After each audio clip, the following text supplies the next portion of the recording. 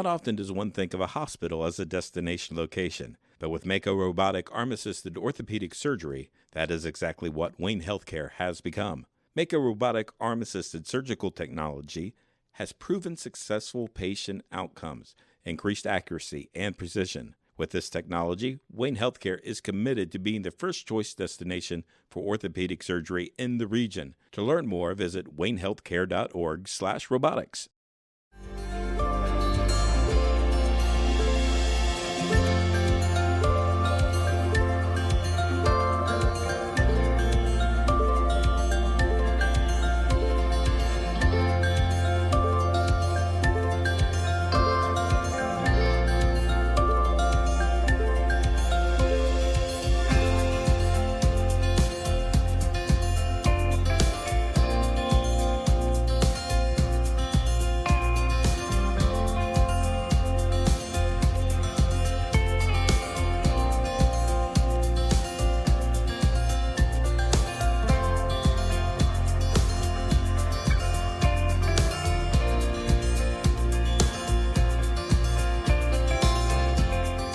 Here for you through every stage of life. Together we grow. Member FDIC, an equal housing lender. Hi, I'm Ryan Berry. Welcome to DarkeCountyMedia.com Extra. And again, this is a program where we try to highlight some of the positives that are taking place in Darke County. Last week we were talking to Mike Bowers, the Darke County Economic Development Director. And this week we're talking to Mike Bowers, Darke County Economic Development Director. We only got through a few of the things that we wanted to talk about. And this week we want to highlight the workforce development area and some of the housing area, the housing needs in Darke County. We hit on that a little bit last week, but kind of go in a little bit more depth this week. So let's start with workforce development. Tamala Marley, she's done an outstanding job, and before her, Lisa Wendell, she did an outstanding job of starting some programs and getting the youth, especially around here, interested in staying in Darke County. So what's going on with workforce development now, and why do we need workforce development? Well, workforce development obviously is a huge point, because as our companies have grown, they're needing to find that workforce. So the important thing with what Tamala does and what Lisa started, that sweet spot for folks to travel in from a workforce perspective is a 35 to 45 minute window of travel. So selfishly, though, we want those folks to live in our communities so that they buy their houses, buy their groceries, buy whatever, their cars and everything, and spend that money locally to help our local economy. So the importance of what was started with Lisa, and that was the sophomore manufacturing day, the junior job shadow, and the senior interview and networking piece. So those were the programs that were started by Lisa, and she did a good job of getting that off the ground, because there was a point we were focusing a lot on our manufacturing sector, and everything seemed to be kind of a laser focus on how do we get more companies, how do we work on that piece of it, and who do we attract, how do we attract them. And a little bit of our focus shifted a little bit to say, how do we make sure that our existing companies have the workforce that they need? So how do we work with our existing companies? How do we put that out there? How do we make sure that we retain our local talent? So everybody, for years you heard about the brain drain, and kids were going off to college and going and doing different things and not coming back to an area.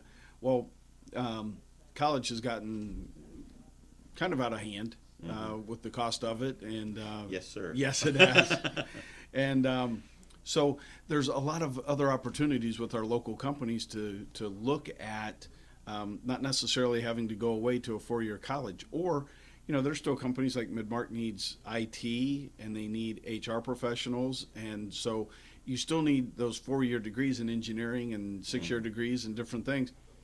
But how do you get your hooks into those kids with internships and apprenticeships and different things that the companies can offer? So how do we get our hooks into them at a younger age? So that position of workforce was targeted toward the emerging workforce, those kids that were going to be coming out of high school and what they were going to be looking at. So that's where the sophomore part of it came into play, was the sophomore manufacturing day. gives that sophomore class, so each sophomore in the county, all 8 schools, get an opportunity to visit a manufacturing concern. So, you've got a GTI, a Jaffe, a Midmark, a KitchenAid.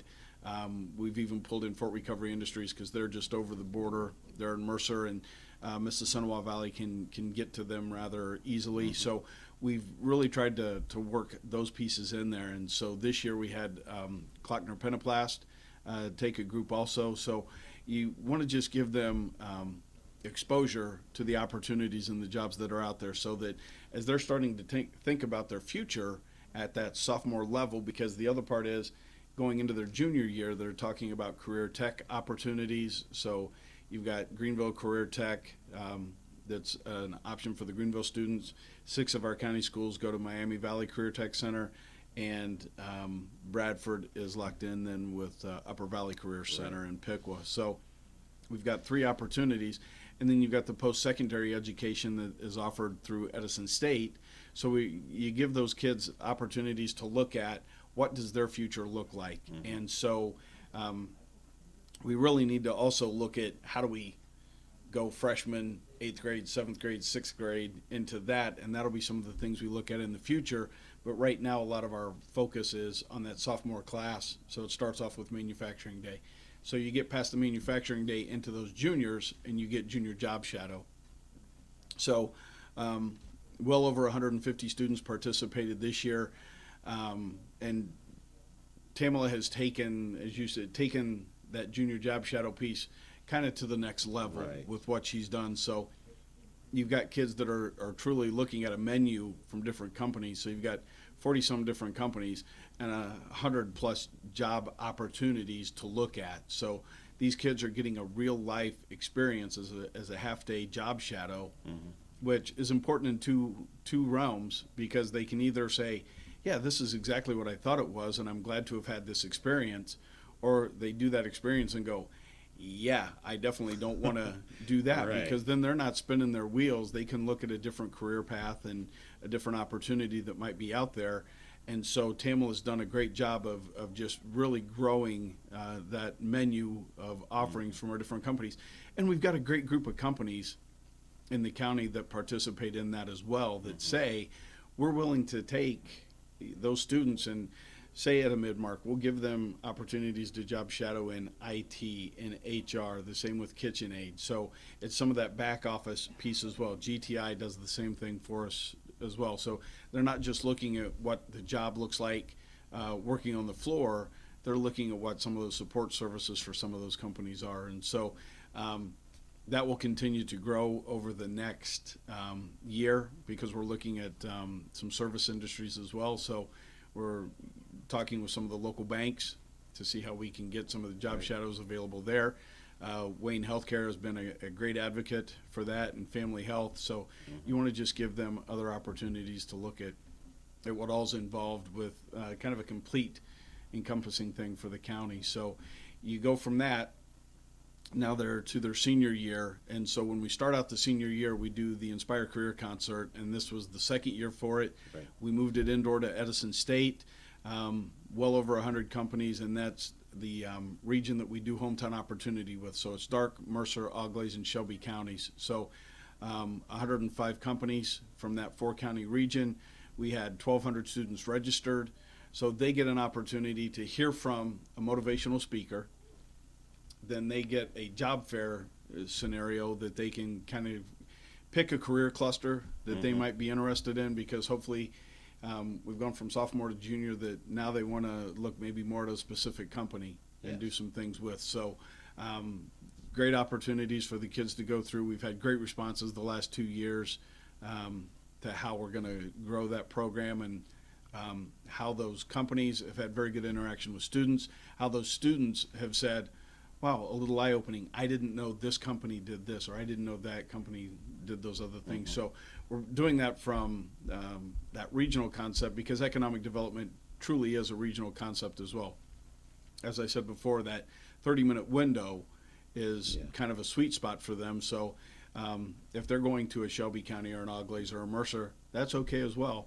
But we'd like to make sure they're living in Darke County and, Right. and spending their money here. But we also want to see if we can attract some of those kids from those other 3 counties as well and do some of those things. So that Inspire Career Concert was in its 2nd year this past year.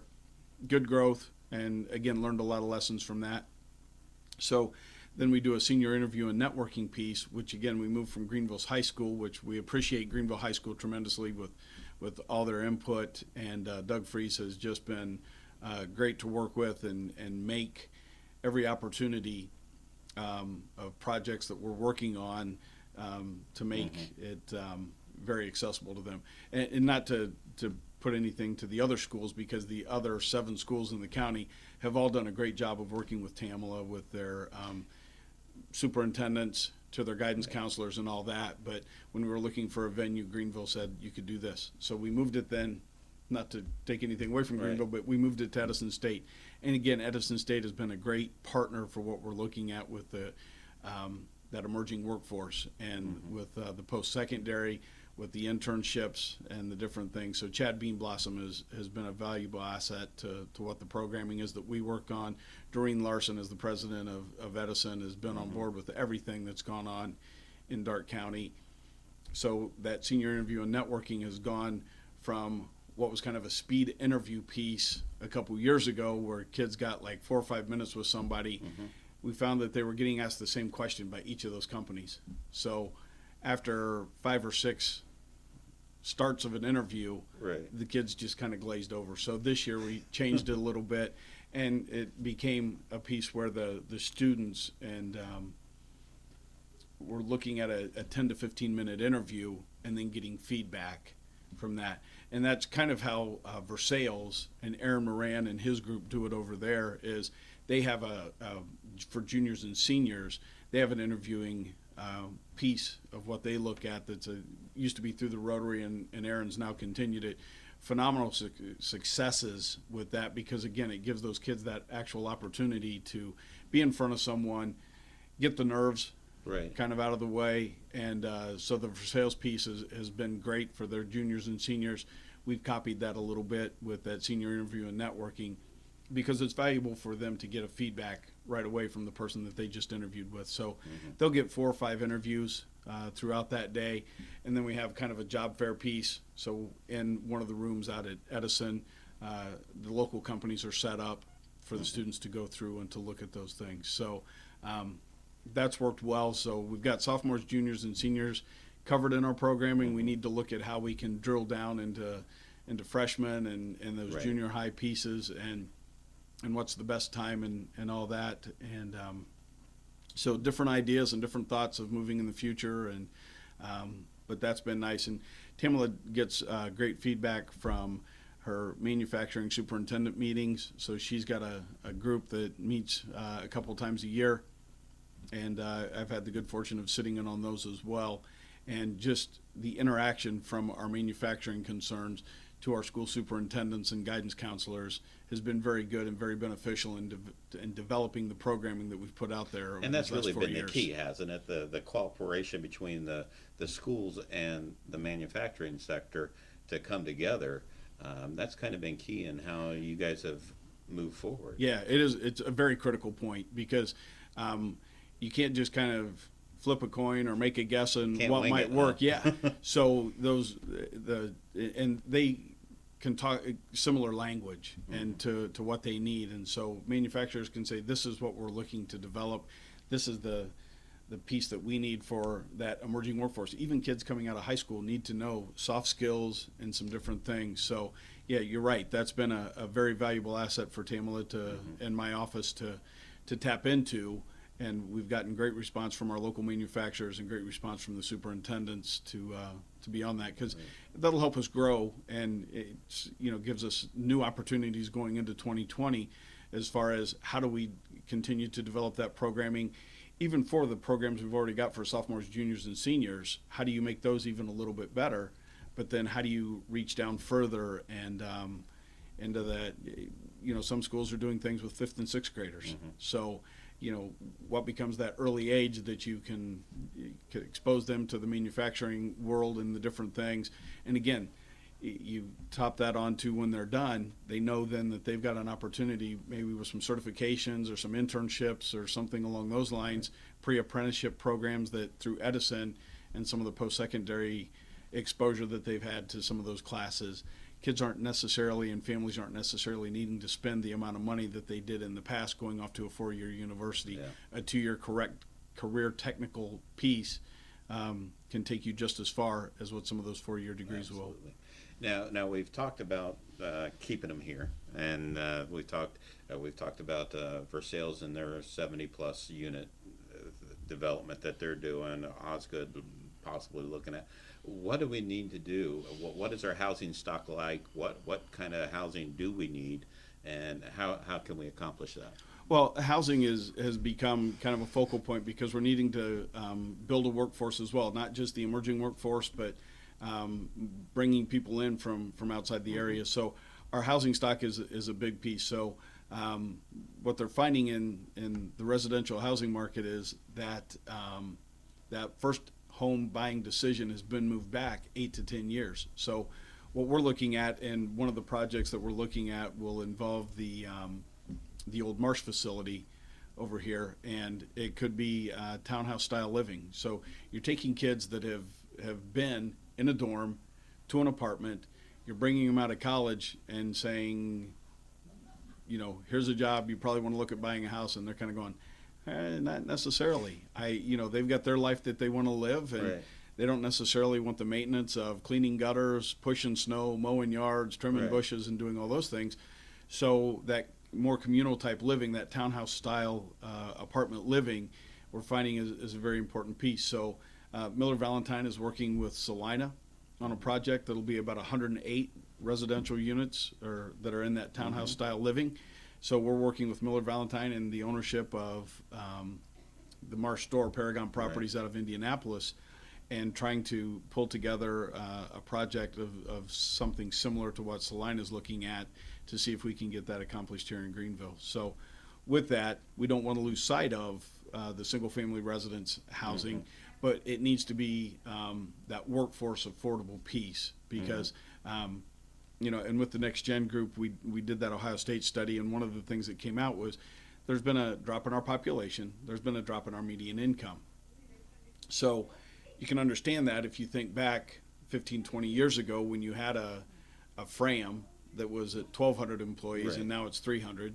When you had a Corning that was 700 employees, Right. when you had the corporate headquarters of an American Aggregates and a Greenville Manufacturing, Ansonia had Lambert Right. and Master Industries, and Creative Cabinets was in Arcanum. So you look at those things, and Greenville did some of that subsidized or low-income housing, so that becomes a drop in the median income. So you can see how all those things create kind of that perfect storm, and have watched our median income come down. Well, that's the important piece, or one of the important pieces that companies that want to look at, people are asking, why don't we have stores? Why don't we have certain things for housing? Why don't we have this age demographic so you get the chicken or the egg? I need this demographic to get this amenity. Well, in order to get this amenity, I need this demographic. So those are the things that those pieces of the puzzle that you work at putting together. So that workforce affordable housing becomes a critical point. So we've identified 3 areas in Greenville that we feel would be a good opportunity. Now it's just finding a developer, finding a builder to kind of come alongside the property or the landowner, and seeing how we can just put all those pieces together. So that townhouse style living, duplex or zero lot line housing can have a positive impact, which again Versailles has covered that with the Chateau subdivision. They've got some single family residents and the zero lot line housing, and then it's just a matter of Ansonia's got 36 acres that they've been looking at for an industrial development. They maybe are looking at taking part of that land now to move toward residential, because we talked earlier, schools are an important thing. Right. The Ansonia School District is a very positive piece. People want to live in that Ansonia area because of the school. So how do you develop housing for that? Arcanum the same way. Bonanza's done that. Right. Harvest Field subdivision, looking at doing some other things. Again, it's wrapped around the schools, and it's wrapped around a positive piece of those communities moving forward. Greenville's got 3 areas identified that they could build in. I know New Madison would love to do some residential development on how that does, because Tri-Village is a very good school system as well.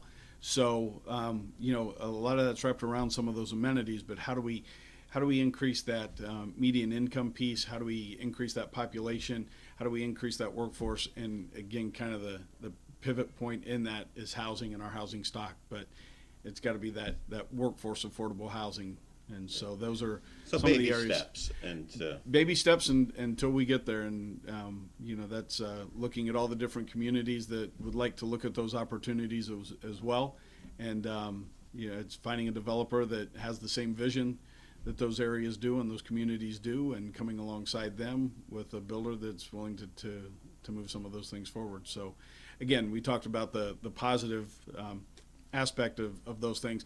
And a quick case in point, kudos to Kurt Garrison with the 2 Speedway properties here in Greenville. Right. 2 eyesores that he was a bulldog and just kind of latching on to Speedway and not letting go. And so they cleaned up those 2 properties. So kudos to Kurt, because those are those perceptions of what your community is. And you know as well as anybody, you drive into Greenville on and that those Martin were entry Street. points almost. Yeah. Especially Martin. Exactly. So don't necessarily look good. So kudos to Greenville also for fixing up the infrastructure in the community, repaving streets, and doing those things. So that's a positive piece. For sales, has it locked down. Ansonia, Arcanum, New Madison, all very positive people, very positive mayors, positive village council, moving things forward. So that's how we work all those things together to build up that housing stock and build those communities that we talked about earlier that are going to be attractive to those young families, and how we build more households to get more workforce. Awesome. We are out of time, and Mike, thank you again for my pleasure. Thank you for having me for 2 weeks worth of these programs, and a lot. We could probably do a few more, and maybe we will at some point. But we got to go change our clothes, so so we can not for the 3rd week in a row. So. Thank you for joining us. I hope you learned a little bit about Darke County economic development and what is taking place in the county. They're not just sitting idly by. They are working behind the scenes and really developing a plan for Darke County to move forward. And some things are visible, like Midmark, and even, I guess, if you're up in the Osgood area, you can see those things that are already taking place. So just a lot of great things happening, and hopefully they will continue to happen as we move forward. So until next week, have a great week. Are you looking for a new family medicine provider? Look no further than Union City Medical Center. They have 2 locations to better serve you and your family in Union City and Greenville. Dr. Roy Harvey and Patricia Sutter, family nurse practitioner, accept walk-ins, provide DOT physicals, and see pediatric patients. For more information on how Union City Medical Center can help you, call 937-968-7416. That's 937-968-7416.